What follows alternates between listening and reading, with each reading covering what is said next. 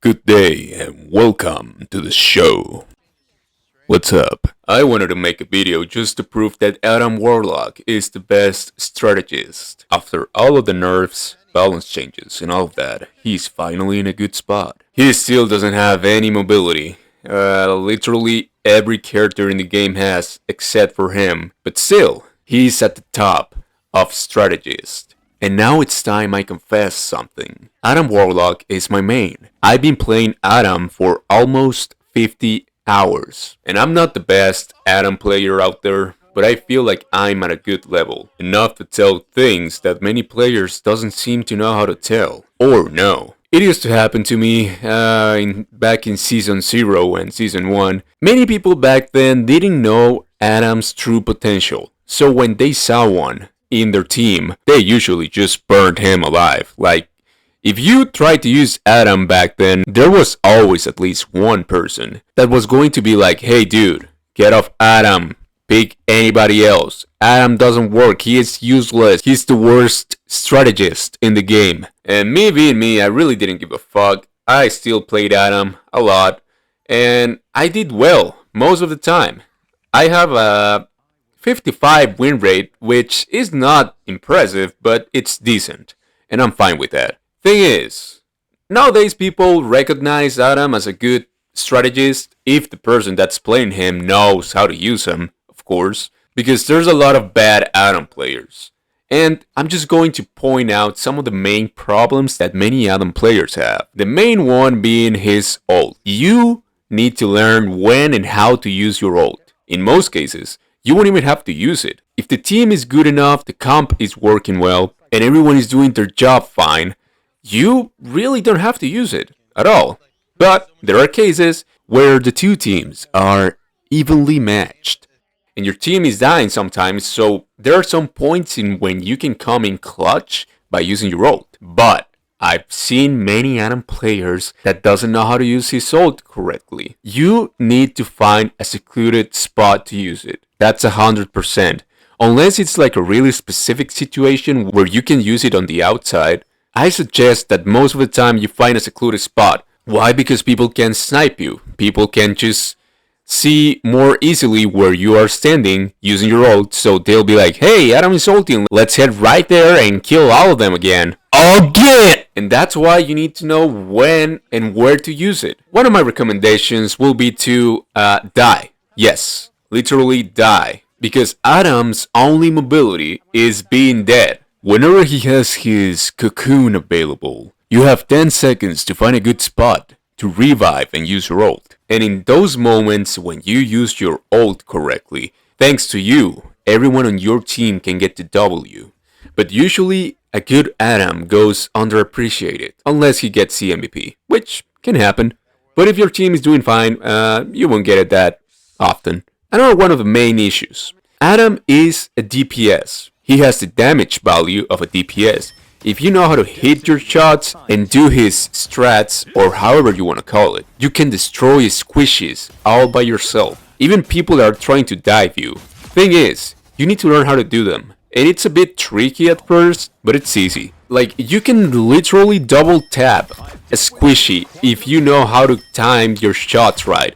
Because Adam has his main shot, which is a hit scan, which means that the bullet travels to the point instantly. And his secondary attack is a charge up of 5 shots. This is not a hit scan, but still travels quite fast, so it comes handy in most cases. And when you combine his primary and secondary fire, is when you start doing even more damage than he does normally. Me personally, I like using his primary fire more often. But when someone is trying to dive you or you have a squishy right in front of you, is when it's more recommended to use his burst fire and his normal hit scan combined, because he can shoot faster. And if you hit it right, you can double tap a squishy, like in less than 2 seconds. Adam is basically Hela. If Hela was a strategist and didn't have any movement at all, which, you know, she doesn't really have that much, but still, everyone has more movement than Adam for some reason. Even though in the trailer we can see him flying, but, you know, and in the movies too, and in the comics, and everywhere else. But it is what it is. Now, keeping that in mind, Adam is really powerful. Now, those two are the main issues, knowing how to aim and knowing how to ult. But there's another one, knowing how to manage your healing. Adam has two ways of healing. His healing beam, where he shoots a beam, and it travels through people for up to 3 times. And his soul bond, which has a longer cooldown, but it basically connects all of the nearby teammates to you, combining everyone's health into a big one, basically making everyone immortal for a couple of seconds. This ability is busted against many ults, for example Psylocke's, Iron Fist, Namor's, or basically any other AoE ability, except for the ones that are basically instant kill. Like I mentioned before, it has a longer cooldown than the healing beam, so you need to know when to use it.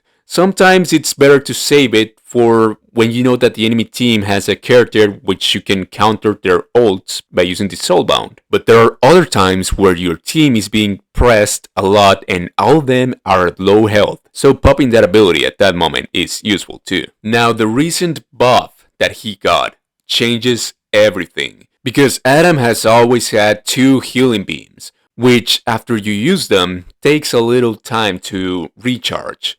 And that can suck a lot, because you heal someone and then they instantly get their health back down. So you can't do anything because you're waiting for your healing beam to be up again. But the new buff has changed that, because you see, if you're good Adam, you will hit your shots consistently. And if you get a lot of headshots with his primary fire, the hit scan, it's going to take 1 second away from the cooldown of the healing beam. Basically meaning that if you hit a lot of headshots constantly, you're going to have the healing beam ready more often. And the healing beam heals a lot. It's burst healing. And if you only throw it to one person where it's not going to bounce off of them and hit another teammate, it's going to heal basically their full health. If it's a squishy, they will be healed instantly. If it's a tank with the 2 healing beams, it's enough to heal them completely. In most cases. So combine all of these, knowing where and when to ult, knowing how to manage your healing abilities, and hitting your shots consistently well, and you have one of the most broken strategists out there. Because remember what I said, Adam is also a DPS, and if he's supporting your shots with his, you can take down tanks super fast. So yeah, those are the main reasons why I consider Adam to be top 1 strategist, at least for the time being. But also, keep in mind, I am not a one-trick. I know how to play tank, DPS, and strategist. Adam is not my only lord. Even though I spent more time with Adam, doesn't mean that I don't know how to use other characters. You need to learn how to be flexible. Even if Adam is really good, in some situations, it's better to have someone else. So if you learn how to play other characters, you will have an easier time getting wins and helping your team out. Now that I've explained why I think Adam Warlock is really good, I wanted to showcase a little match that I had a while ago, where I found a really interesting Doctor Strange that asked me if I was for real, because to him, I was wasting my ults and playing Adam at the start. And a quick reminder to not go and harass anyone. This is just me analyzing my gameplay. Of course, I'm going to talk about the guy that I had on my team, but that's just between me and him. So here I am playing Adam, trying to hit my shots, healing people, usual Adam stuff. Here I got a kill, trying to get my picks with Adam. Usually when I play him, I just try to focus on hitting my shots. And of course, looking around, if someone is on low health, I heal them. At this point, my entire team was dead. Only I managed to survive. So I was waiting for the team to come back, you know. I killed Star-Lord and then comes Mr. Fantastic out of nowhere and he beats my ass. Even though my team was already there, but it is what it is. You can count that as my fault for not hiding or something, but you know, it happens. So this is another instance where the whole team dies, I die as well. And look at the scoreboard, I got ace. Ace doesn't exactly mean that you're doing everything, but still, at least it can be considered that I'm playing decently enough to get ace. So I revive and go back to the point, and then this individual decides to leave a little message on the team chat. saying, Adam, switch or I'm going to throw. And I was like, dude, alright? You can throw, I don't care. And he said that when I still had Ace. So really he didn't have a reason to tell me that, but anyways. Second round comes, we lose the first one, as expected, because our team really didn't group up well. So there I am, hitting my shots, healing everyone, you know, as a normal strategist would. Then I get killed by Moon Knight's ult. So I go up in my cocoon form, I revive and I said, you know, this seems like a good spot to revive the whole team because it's high ground, it's far away from the enemy team and they won't be able to get to us. So I do it and I go down and I instantly die because, well, I jump in a little too quick. That was my fault. Let's look at the replay just to see up close what happened, because even if I died, 3 people of my team were alive at that point and in high ground. Somebody else jumps in with me and dies. Our Doctor Strange decides that it's a good moment to destroy the high ground completely. Throwing the other...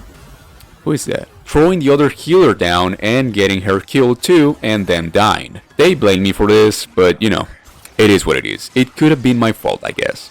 Now let's see what happens next. I'm using Luna because I said, alright, if you think I'm the problem, then I'm going to switch, you know. I am flexible, I can do that. And if we're going to lose, it won't be because of me. So there I am, healing alongside Cloak and Dagger. And this is the part where it gets even funnier. Because our Cloak and Dagger decides that it's a good time to ult. We were holding the enemy team fairly well. We were doing good heals, so no one was in like the verge of dying or something like that. But she still wasted her ult there, which, you know, like it is what it is. I was forced to use mine because the other Cloak and Dagger, the one from the enemy team, ulted. Yo, Nightmare, are you real, dog? Be honest, are you real? Are you real? I'm on a Smurf account, so I don't really give a fuck. I'm on a Smurf, so I don't really give a fuck. Yeah, but there's no way you actually either. pop Luna ult after Cloak actually used their ult, right? There's no way, right? What do you think? Because their Cloak and Dagger used their ult after our Cloak and Dagger. Use your brain, buddy. Okay, you used yours right after hers. Yeah, right. Whatever you say. Uninstall the game, bro. Just do me a favor. Uninstall the game. Nah, I don't think I will.